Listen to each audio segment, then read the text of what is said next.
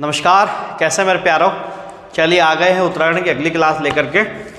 चंद राजवंश जो third part आ गया है, चौथा पार्ट ये रहेगा।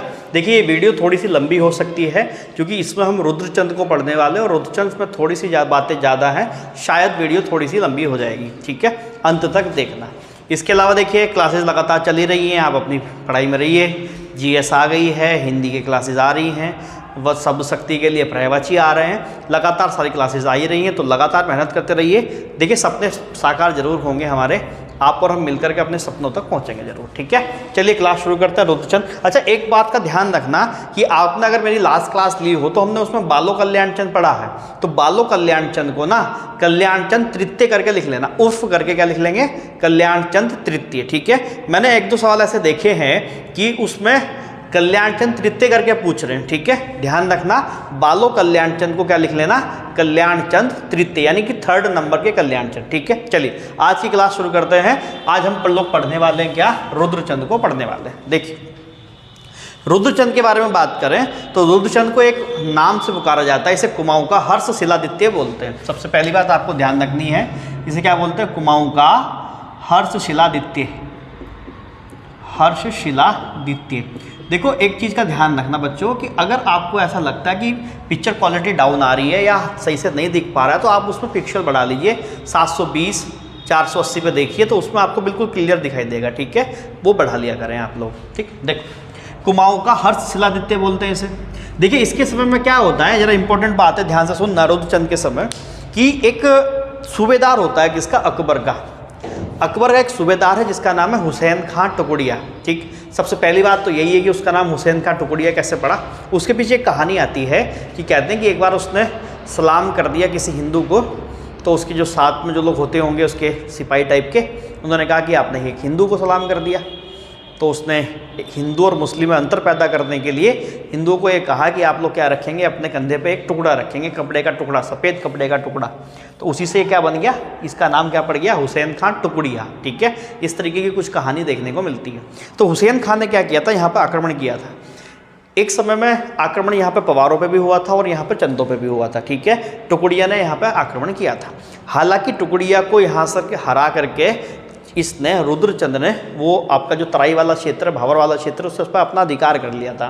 और तराई भावर वाले क्षेत्र पर रुद्रचंद ने एक नगर बसाया था जिसे हम लोग क्या बोलते हैं? रुद्रपुर बोलते हैं। ठीक है, ध्यान रखना कि तराई में इसने एक नगर बसाया था। तराई में एक नगर बसाया गया था, यानी कि उधम सिंह नगर में नगर बसाया गया था जिसे क्या बोलते हैं? रुद्रपुर बोलते हैं। ठीक है, जिसे क्या बोलते हैं प्यारो? रुद्रपुर बोलते हैं। तो ये ध्यान रखना, इसे क्या बोलते हैं? रुद्रपुर। ध्यान रखना, देखिए इसमें ज़्यादा कुछ लिखने की जरूरत है नहीं कि हुसैन का टुकड़िया वगैरह इस तरीके की, बस बात को सुन के चलिए। यहाँ से इंपॉर्टेंट बात ये लिखना आप लोग। ठीक है, देखो इसने ना एक नई व्यवस्था चलाई थी, इसे इक्फा व्यवस्था बोलते हैं। ये ध्यान रखना जरा, इक्फा व्यवस्था क्या है। देखो बच्चे, इक्फा व्यवस्था क्या थी रुद्रचंद के समय में कि इसने एक व्यवस्था करी थी, जैसे कि यूनान में आपने देखा होगा कि जो सेनापति टाइप होते थे राजाओं के, बस वो लड़ते थे, सेना नहीं लड़ती थी। उसमें जो सेनापति जीतेगा उसी से युद्ध का निर्णय निकाल लिया जाता था। तो इसी व्यवस्था को यहाँ पे किसने लागू करा था? ये रुद्रचंद के समय लागू करी गई थी, इक्फा व्यवस्था। यानी कि इसके अंदर लड़ने की जिम्मेदारी किसकी है? सेना के मुखिया की, सेनापति की। कौन लड़ेगा? सेनापति इसके अंदर लड़ेगा। ये ध्यान रखना, इक्फा व्यवस्था इसने चलाई थी। चलो वापस आते हैं। देखो जब इसने हुसैन खां टुकड़िया, जो अकबर का क्या है सूबेदार है, उसे हराया, तो अकबर के सूबेदार को हारने से अकबर को तो देखो मिर्ची लगती ही लगती, या अकबर को कह सकते हैं कि अकबर को बुरा तो लगा ही होगा उस समय। तो कहते हैं कि अकबर इसके खिलाफ हो गया है, लेकिन ये अकबर को अपने खिलाफ करना नहीं चाहता, इसलिए ये अकबर से मिलना कहाँ जाता है? उसके दरबार जाता है। अब देखिए अकबर से मुलाकात हुई है, दिल्ली हुई है, कुछ आगरा बोलते हैं और कुछ लाहौर बोलते हैं, लेकिन ये कंफर्म नहीं है कि कहाँ हुई है। दिल्ली में हुई है, आगरा में हुई है, लाहौर में हुई है, लेकिन बहरहाल क्या हुई है? अकबर से मुलाकात हुई है। तो आप बताएंगे कि रुद्रचंद की मुलाकात किससे होती है? अकबर महोदय से होती है, अकबर महोदय से। बाकी इसका शासन वर्ष आप देख सकते हैं, तो ये आपको एक आइडिया यहाँ से लग जाएगा। ठीक है, अकबर से मुलाकात भाई साहब की होती है। ठीक है, अकबर के लिए क्या लेकर जाता है? भेंट लेकर जाता है। भेंट यानी कि उपहार लेकर जाता है। और उपहार में एक तिब्बती याक हुआ करता जिसे बोलते थे झुप्पू। ठीक है, तिब्बती याक। उपहार में क्या लेकर जाता है? तिब्बती याक, यानी कि झुप्पू बोलते हैं इसे, झुप्पू। इसके अलावा कस्तूरी, और एक लेके गया था हिरन टाइप का, ये कुछ कस्तूरी मृग टाइप का है ना, एक कस्तूरी निकाल के और एक कस्तूरी मर्ग लेकर के, ये कुछ इस तरीके के भेंट वगैरह लेके गया था रुद्रचंद, किसके लिए? अकबर के लिए। अब देखो अकबर भेंट लेकर के इससे खुश तो हो ही गया होगा, खैर भेंटें वगैरह मिली होंगी। कहते हैं कि अकबर ने इसके सामने दो तरीके की बातें सामने रखी। देखिए अकबर को अगर आप देखोगे ना तो अकबर की प्रशासनिक व्यवस्था ज़बरदस्त है। तो उन प्रशासनिक व्यवस्थाओं में अकबर क्या करता है कि अगर अकबर के आप शुरुआती समय पीरियड को देखोगे तो अकबर लड़ने वड़ने में, युद्ध करने में ज़्यादा सक्षम है। लेकिन धीरे धीरे जब समझ बढ़ी, उम्र बढ़ी अकबर की, तो उसे एक बात समझ में आ गई कि युद्ध कोई सॉल्यूशन तो है नहीं, युद्ध तो अंतिम है। इससे पहले अगर अपनी कूटनीति से राज्य को जीता जा सकता है या कूटनीति से किसी पर अधिकार किया जा सकता है तो वो ज़्यादा बेहतर रणनीति है। तो इसीलिए अकबर क्या करता था, अपनी कूटनीति का इस्तेमाल करके, अपनी राजनीतिक पावर का इस्तेमाल करके दूसरे राज्यों पर क्या करता था, उसे हड़प लेता था। ठीक है, तो अकबर ने क्या किया था कि अकबर का क्या कहना था कि अकबर ने रुद्रचंद के सामने दो बातें रखी। पहली बात कि क्या करें, आप मेरी अधीनता स्वीकार करें। तो ये कहा जाता है कि रुद्रचंद ने अधीनता स्वीकार की थी, किसकी? अकबर की। ठीक है, इंपॉर्टेंट बात है, पेपर पर सवाल बन जाता है कि किस राजा ने अकबर की अधीनता स्वीकार करी थी, यानी कि अब रुद्रचंद किसके अंडर में काम करेगा? अकबर के अंडर में काम करेगा। और इस बात का प्रमाण मिलता है आईने अकबरी में, जो अबुल फजल की एक किताब है, अबुल फजल की किताब है आईने अकबरी। आईने अकबरी, उस आईने अकबरी में ये बात बताई गई है कि जो कुमाऊँ है वो दिल्ली का सूबा दिखाया गया, यानी कुमाऊँ को दिल्ली का सूबा बताया गया, यानी मुगलों के अंडर में बताया गया है, किसको? कुमाऊँ को, अबुल फजल की आईने अकबरी में। तो ये आप लोग ध्यान रखना। इसीलिए अधीनता स्वीकार करी और कहते हैं कि अकबर ने रुद्रचंद को नागौर लड़ने भी भेजा था, नागौर लड़ने भी भेजा था। अच्छा, नागौर क्या है? राजस्थान का एक जिला है। और नागौर सुनते ही आपके दिमाग में चमक आ जानी चाहिए, आपकी आंखों में, कि ये नागौर वही है जहाँ से पंचायती राज की क्या हुई है? शुरुआत हुई है। नागौर 2 अक्टूबर 1950। ठीक है, ध्यान रखना। तो यहीं से किसकी शुरुआत हुई है? नागौर जिले से ही शुरुआत हुई थी पंचायती राज की। तो ये वही नागौर है, राजस्थान। देखो थोड़ा सा अगर आप लोग ध्यान से देखो भारत के अंदर, कि एक मोटे तौर पे ये वाला हिस्सा ये अकबर की बेल्ट है, और ये जो राजस्थान वाला इलाका है यहाँ अकबर का होल्ड एक तरीके से इतना बेहतर नहीं है। इसी मुहाने पे बैठे रहते थे राजपूत। तो जो राजपूत क्या करते थे, अकबर को घुसने नहीं देते थे। तो इसने वहाँ रुद्रचंद को भेजा था एक अखबार पे, एक आपके लड़ाई लड़ने के लिए एक अभियान पे भेजा गया था रुद्रचंद को। तो यहाँ पे क्या हुआ कि रुद्रचंद महोदय लड़ करके आए हैं और कहते हैं कि बहुत अच्छे लड़े। इससे खुश हो गए अकबर महोदय। तो अकबर ने रुद्रचंद को क्या करा, जो तराई क्षेत्र पे इन्होंने अधिकार किया था अपना, और यहाँ पर रुद्रपुर नामक एक नगर बसा दिया था, उसकी जागीर किसे प्रदान कर दी? ये चलो मैं इसे पहले हटाता हूँ यहाँ से, फिर ऊपर बताता हूँ। ठीक है, देखो ये नोट कर लेना अच्छे से। आगे देखिए, नोट्स अच्छे से बनाते चलो यार, जीएस वीएस अच्छे से पढ़ो भाई, एकदम मस्त करके पेपर निकालना है भाई मन। और अगर वीडियो अच्छी लग रही है, समझ में आ रही है बातें, तो यार लाइक वाइक कर दिया करो यार। दूसरी बात यह है कि शेयर कर दिया करो भाई दोस्तों के साथ अपने, सब्सक्राइब कर दो चैनल को, ऐसा मत करो, हमें भी एक मोटिवेशन मिलता रहता है भाई। देखो बच्चों ध्यान से देखना। तो अकबर ने क्या किया भाई साहब को, यानी कि रुद्रचंद को अकबर ने क्या दे दिया कि जो तराई क्षेत्र है उसकी जागीर प्रदान करी, तराई क्षेत्र की जागीर।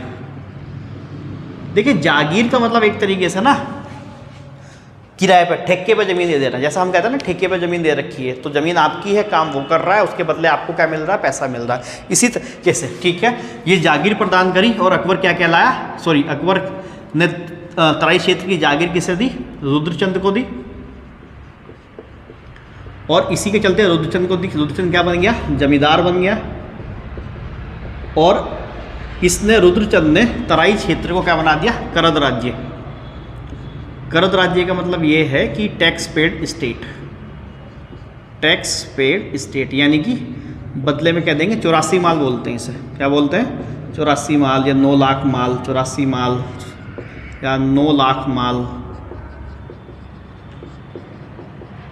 तल्ला देश। ठीक है, कुछ इस तरीके के नाम सामने आते हैं। तो अकबर ने रुद्रचंद को क्या दे दिया? तराई क्षेत्र की जागीर दे दी। इसके बदले अब रुद्रचंद क्या करेगा, अकबर को टैक्स पेड करेगा, ये ध्यान रखना। इसके अलावा रुद्रचंद ने एक काम और करा था कि इसने जो बीरबल साहब थे, अब देखो कुछ इतिहासकार क्या लिखते हैं, बीरबल लिखते हैं, कुछ इतिहासकार बीरबल का बेटा लिखते हैं। चलो जो भी कुछ है, बीरबल को अपना पुरोहित बनाया था इसने, बीरबल को अपना पुरोहित नियुक्त करा था। और मेरा सवाल आपसे ये है, अगर आप वास्तव में वीडियो देख रहे हैं और जीएस अच्छे से पढ़ रहे हैं तो मुझे बताना कि बीरबल का वास्तविक नाम क्या है। वीडियो पॉज करके तुरंत कमेंट करो, मुझे आंसर मैं बता ही रहा हूँ, वीडियो पॉज करके तुरंत कमेंट करो कि बीरबल का वास्तविक नाम क्या है। देखते हैं कि किसे किसे पता है, ठीक है। चलिए, मुझे उम्मीद है कि आपने कमेंट कर दिया होगा। देखिए, बीरबल का जो नाम है वो महेश दास है बेटा। क्या नाम है?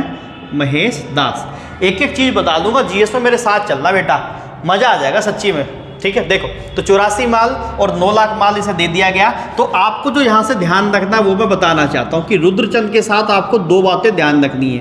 पहली बात, अकबर, पेपर में सीधा सवाल बनता है कि अकबर के दरबार में मिलने कौन गया था? रुद्रचंद गया था। ध्यान रखना, रै से रुद्र और रै से अकबर।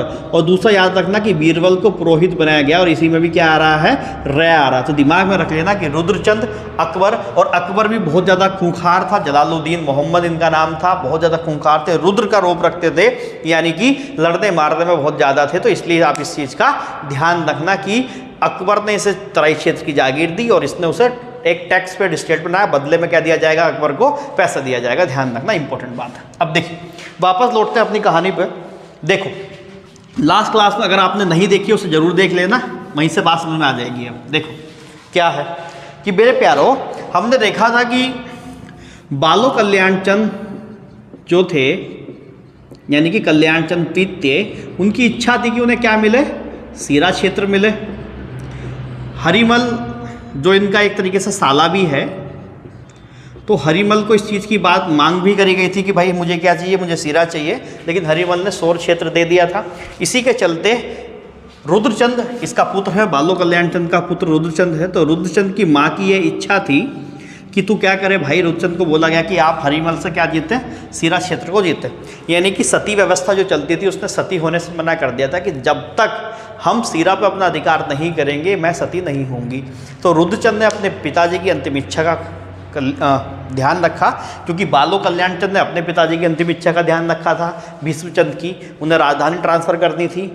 इसने राजधानी ट्रांसफ़र करी बालो कल्याण चंद ने, और अब सीरा को जीतने की जिम्मेदारी किसके ऊपर आ गई है? वो रुद्रचंद के ऊपर आ गई है, ठीक है। तो रुद्रचंद इसीलिए क्या करता है? एक हमला करता है किसके ऊपर? हरिमल के ऊपर। तो हरिमल जो है, ये डोटी नरेश है, उसके साथ युद्ध होता है किसका? रुद्रचंद का। हालांकि रुद्रचंद क्या है? इसका भांजा ही है और हरिमल इसके मामा है, इसके मम्मी के भाई ही हैं, ठीक है। जीतते इसमें कौन है? रुद्रचंद जीतते हैं और इस पे सीरा क्षेत्र पे रुद्रचंद क्या कर लेते हैं? अपना अधिकार कर लेते हैं, सीरा क्षेत्र पर अधिकार, ठीक है। ध्यान रखेंगे, सीरा क्षेत्र पर क्या हो जाता है? रुद्रचंद का अधिकार हो जाता है। आगे बढ़ते हैं। देखिए, मैं इसे हटा रहा हूँ, साथ साथ नोट्स बना रहा मेरे पास अच्छे से।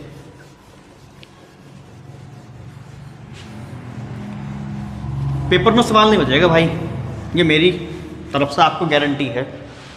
देखो आगे अगर मैं बढ़ता हूँ यहाँ से, तो हम लोग आगे देख सकते हैं कि रुद्रचंद ने फिर हमला किया किस पे? पवारों पे। जैसे हिंदुस्तान पाकिस्तान हुआ करता था, इसी तरीके से चंद और पवार हुआ करते थे। वो आपस में एक दूसरे को बर्दाश्त नहीं करते थे, तुरंत हवाई लड़ाई झगड़े वो चलते ही रहते थे, ठीक है। बलभद्र शाह उस समय गद्दी पे बैठे हुए थे पवारों की। पवार शासक कौन थे उस समय? बलभद्र शाह। युद्ध हुआ किसके साथ? रुद्रचंद के साथ। और इस युद्ध को बोलते हैं बधानगढ़ का युद्ध, बधानगढ़ का युद्ध, ठीक है। इसके लिए समय के लिए 1581 या 1591 दो टाइम दिए जाते हैं, ध्यान रखना, ठीक है। 1581 या 1591 में ये कहीं हुआ होगा बधानगढ़ का युद्ध। इसमें बलभद्र शाह की सहायता करी थी एक कत्यूरी शासक हुआ करते थे जिनका नाम था सुकाल देव या सुखदेव। सुकाल देव मेरे बच्चों या सुखदेव, ये कत्यूरी शासक थे। इसमें देखो एक ध्यान रखना, रुद्रचंद का एक सेनापति हुआ करता था पुरुषपंत, सेनापति था इसका पुरुषपंत या पुरुषोत्तम पंत, पुरुष या पुरुषोत्तम पंत, ठीक है। इसे कुमाऊं का रॉबर्ट ब्रूस भी बोलते हैं, ध्यान रखने से क्या बोलते हैं, कुमाऊं का रॉबर्ट ब्रूस, कुमाऊं का रॉबर्ट ब्रूस भी बोला जाता है इसे।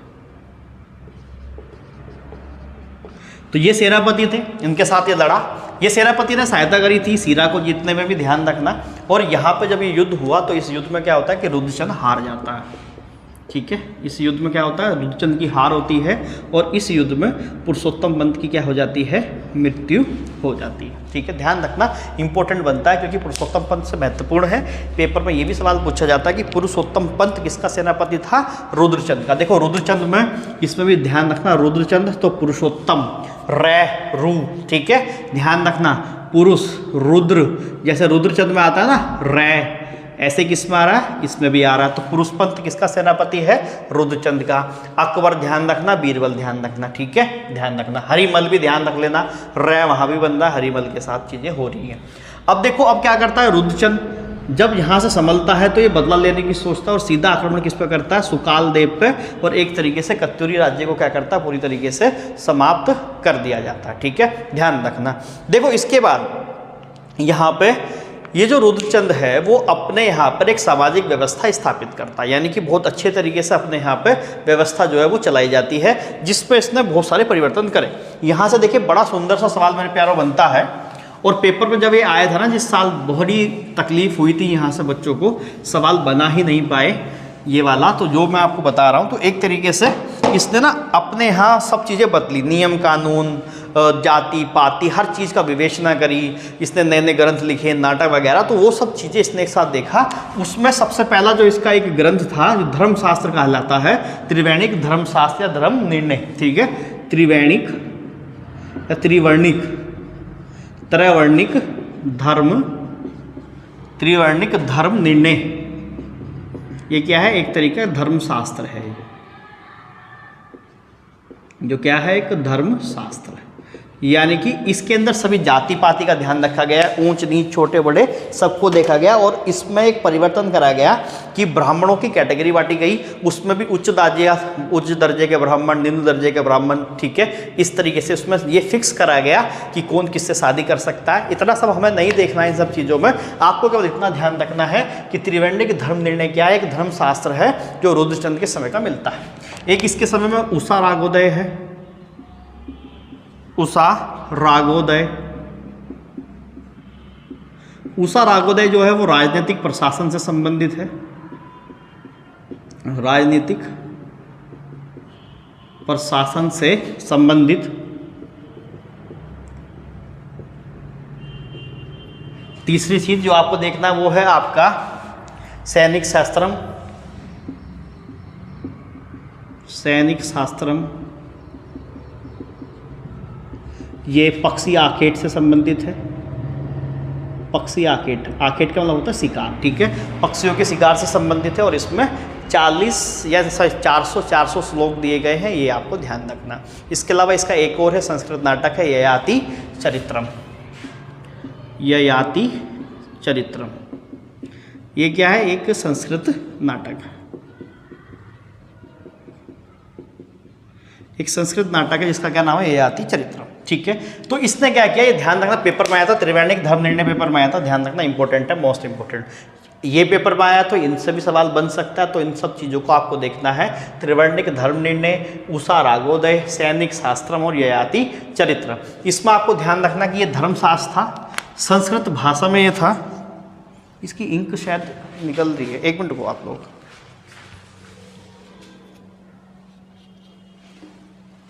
ठीक है। ये क्या था, ये संस्कृत भाषा में था, और इस संस्कृत भाषा में इसने क्या किया था कि संस्कृत को प्रचार प्रसार करने की कोशिश करी थी। तो रुद्रचंद ने संस्कृत के अध्ययन के लिए कुछ बच्चे अपने खर्चे पर कहाँ भेजे थे, कश्मीर और काशी भेजे थे, ये ध्यान रखना। कहाँ भेजे थे, कश्मीर और काशी भेजे गए थे रुद्रचंद के द्वारा, संस्कृत को पढ़ने के लिए, संस्कृत का ज्ञान अर्जित करने के लिए।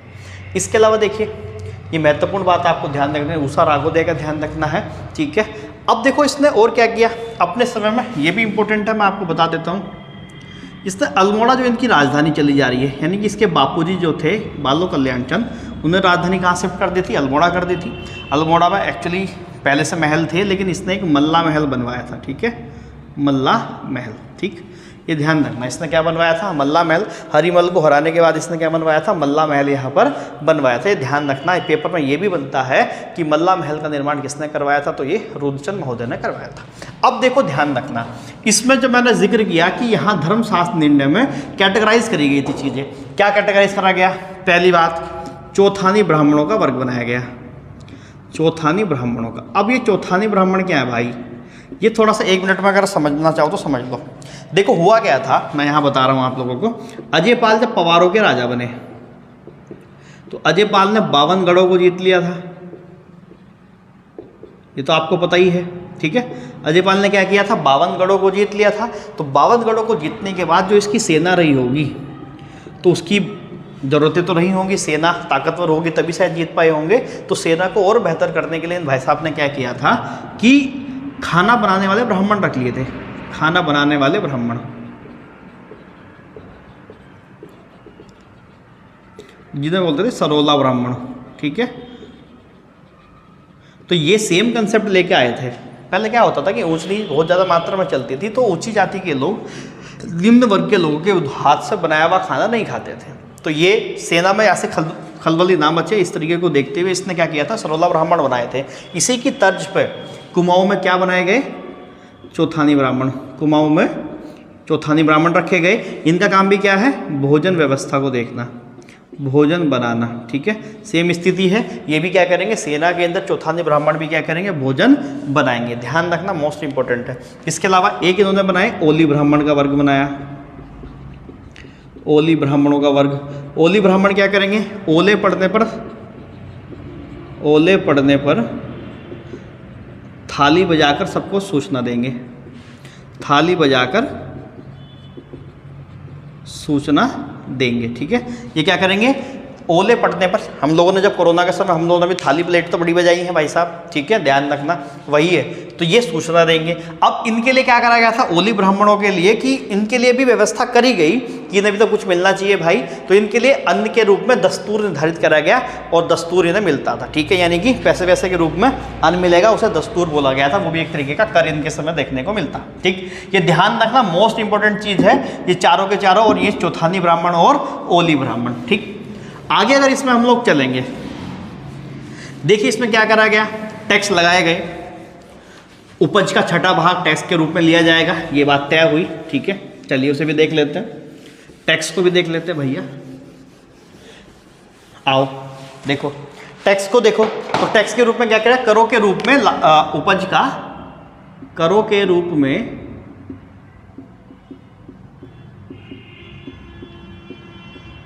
उपज का छठा भाग लिया जाएगा, ठीक है। क्या लिया जाएगा? छठा भाग। ये ध्यान रखना, छठा भाग, यानी कि 1/6 क्या लेंगे? टैक्स के रूप में लेंगे।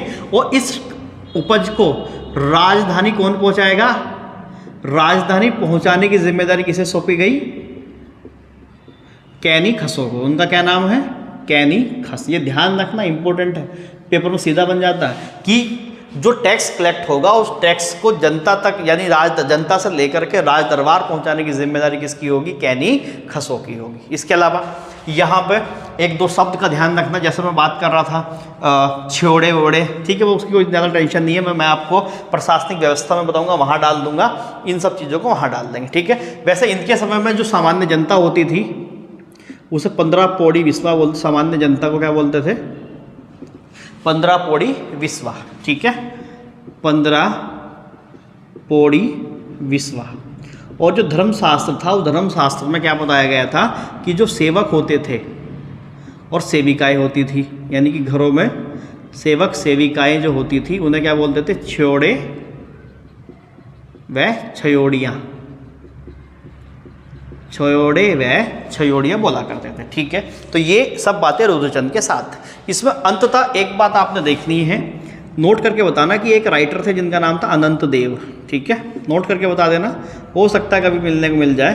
अनंत देव एक राइटर थे, इनकी एक रचना है जिसका नाम है स्मृति कौस्तुभ, ठीक है। क्या नाम है? स्मृति कौस्तुभ। इनकी एक रचना है जिसका क्या नाम है, स्मृति कौस्तुभ नाम है। इसमें इन्होंने क्या किया है, एक तो कल्याण चंद के बारे में, बालो कल्याण चंद थे ना इनके पिताजी, उनके बारे में लिखा है कि ये प्रजा के हितैषी थे। क्या थे? प्रजा हितैषी। इसके अलावा इन्होंने रुद्रचंद के बारे में भी लिखा है, और रुद्रचंद को क्या बताया कि विद्वान, यानी कि बहुत विद्वान टाइप के आदमी थे, और विद्वानों को क्या बनाते थे, आश्रयदाता थे, विद्वानों के आश्रयदाता थे। ठीक है, तो ये सब बातें आपने किस में देखी, रुद्रचंद के अंदर देखी। देखिए रुद्रचंद में इससे ज़्यादा आपको कुछ नहीं पढ़ना है, बहुत ज़्यादा मैंने एकदम डिटेल में हम लोगों ने बात कर ली रुद्रचंद को लेकर के, तो आप ध्यान रखिए। इसके अलावा देखिए बस आप मेहनत करिए यार, दम लगा के मेहनत करिए। सिलेक्शन तो हमें लेना ही लेना है, हर हालत में सिलेक्शन लेना है, और तक्षशिला यूके आपके लिए वचनबद्ध है। हम लोग पूरी हिम्मत से लगे हुए हैं यार। और अगर वास्तव में देखिए आप लोगों को लगता है कि हाँ लाभ हो रहा है, तो ही चैनल सब्सक्राइब करो, तो ही लाइक करो वीडियो। ठीक है, अगर आपको लगता है कि भैया हमें कोई लाभ नहीं हो रहा, तो भाई साहब वीडियो मत देखो, समय बर्बाद मत करो, क्योंकि आपका समय बहुत कीमती है, बर्बाद नहीं करना बिल्कुल भी। अपने आप को मेहनत में लगाइए, और देखिए सिलेक्शन लेके रहना है भाई। हम लोग अपने स्तर से काम कर रहे हैं, आप अपने स्तर से काम करिए, क्लासेस देखिए, लगातार तैयार करिए। देखिए मैं आपको एक बात गारंटेड से कह देता हूँ, आप मेरे साथ चाहे जीएस पढ़िए या उत्तराखंड पढ़िए, जितनी भी बातें मैं आपसे बताऊंगा वो बातें आपके पेपर के लिए मोर देन इनफ है, मोर देन सफिशिएंट है। ठीक है, आपको इसके अलावा कुछ भी पढ़ने की जरूरत नहीं है, मैं गारंटी देता हूँ। आप किसी भी किताब को मत पढ़िए, बस मेरे साथ एक बार कोर्स पूरा कर लीजिए, नोट्स बना लीजिए अच्छे से मैं आपको पढ़ा दूं, फिर कोई भी टेंशन लेने की जरूरत नहीं है आपको। आप कोई भी पेपर उठा लो, जो भी आपने अब तक देखा दिखाया, उन सब पेपर में हमसे बाहर सवाल नहीं जाएगा। ठीक है, आपको एक अंदाजा लग भी रहा होगा कि हाँ लगभग सब बातें मैं कवर करके यहाँ पे चल रहा हूँ। ठीक है, चलिए फिर मिलेंगे हम लोग अगली क्लास में। तब तक के लिए बहुत बहुत धन्यवाद है आप सभी का। हंसते रहिए, मुस्कुराते रहिए, मेहनत करिए, और अपने लक्ष्यों को हासिल करिए यार। चलिए बहुत बहुत धन्यवाद, जय हिंद।